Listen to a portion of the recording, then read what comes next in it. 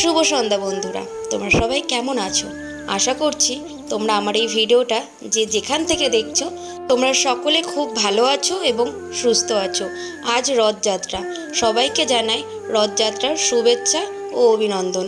বড়দেরকে প্রণাম এবং ছোটদেরকে অনেক অনেক অনেক ভালোবাসা নিয়ে আজকের এই ভিডিওটা আমি বিকেল থেকে শুরু করলাম।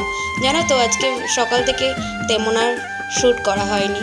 আজকে দিদিদের বাড়িতে গৃহপ্রবেশের পুজো ছিল, তো সেখানে একটু ব্যস্ত ছিলাম।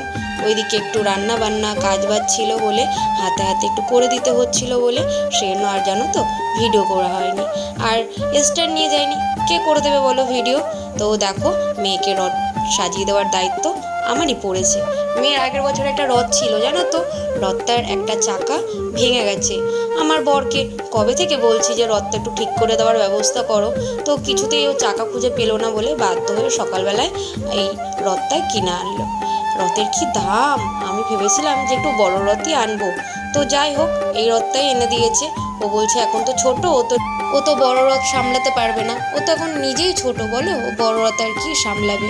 তো যাই হোক, রথ সাজাতে সাজাতে সেলোটেপি শেষ হয়ে গেছিলো, তারপর আবার মেয়েকে নিয়ে আসলাম।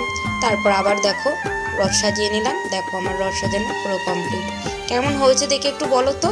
আর আমি এই রথ আর ঠাকুর দিদিদের বাড়িতেই পুজো দিয়ে নিয়ে এসেছিলাম। তো তোমাদেরকে আগেই বললাম যে দিদিদের বাড়িতে আজকে নারায়ণ পুজো হয়েছে, ওরা ঘরে উঠলো, সেই জন্য ওখান থেকেই পুজো দিয়ে নিয়ে এসেছি। আমার গলাটা না আজকে একটু খারাপ, একটু ম্যানেজ করে নিও তোমরা সবাই। বন্ধুরা, তোমরা দেখতেই পেলে আমার রথ সাজানো হয়ে গেল। আর এইটা দেখো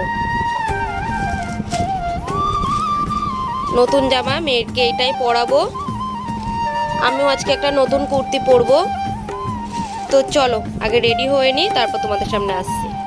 দেখো মেয়েও রেডি হয়ে গেছে, কেমন লাগছে জানিও। ঠিক আছে, আমার সোনা মাটাকে কেমন লাগছে তোমরা সবাই কমেন্ট করে জানিও।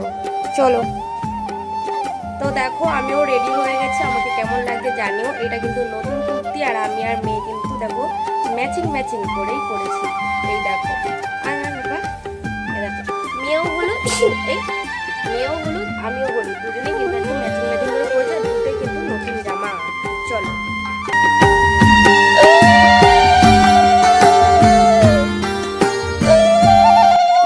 তো এখন একটু সন্ধ্যা মতনই হয়ে গেছে। তো এখন একটু সন্ধ্যাই দিয়ে দিচ্ছি ওকে দিয়ে।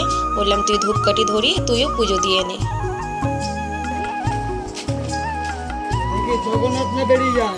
জগন্নাথ বাধা আছে, হ্যাঁ, নালে পড়ে যায়।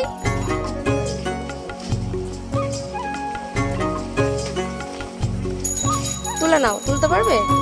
তুলে নিয়ে চলো, এই দুদিকে ধরো, এই দুদিকে। আমরা এখন দেখো রাস্তায় চলে এসেছি, আর এখানে দেখো কত বড় বড় রথ, কি সুন্দর লাগছে, এত সুন্দর সাজিয়েছে, অপূর্ব। দেখো একটা গোপু সোনাও যাচ্ছে, সেও রথের সাথে ঘুরে বেড়াচ্ছে। আর এই হচ্ছে আমার দিদির মেয়ে আদ্রিকা, এদের বাড়িতে আজকে পুজো ছিল। তারপরে চলে এসেছি আমরা একটু মেলায় ঘুরতে এসেছি, আবার আসিনি, এরকম একটা ব্যাপার। কিন্তু আমরা মেলায় ঘুরতে আসিনি, এখানে এসেছিলাম একটু জিলেপি আর বাদাম কিনতে। রথের দিন জিলেপি আর বাদাম খাবো না, সেটা কি কখনো হয়? তো সেটা কিনতেই এসেছিলাম। তো রথে আসবো, রথের মেলায় তোমাদের সেই ভিডিও শেয়ার করব খুব তাড়াতাড়ি।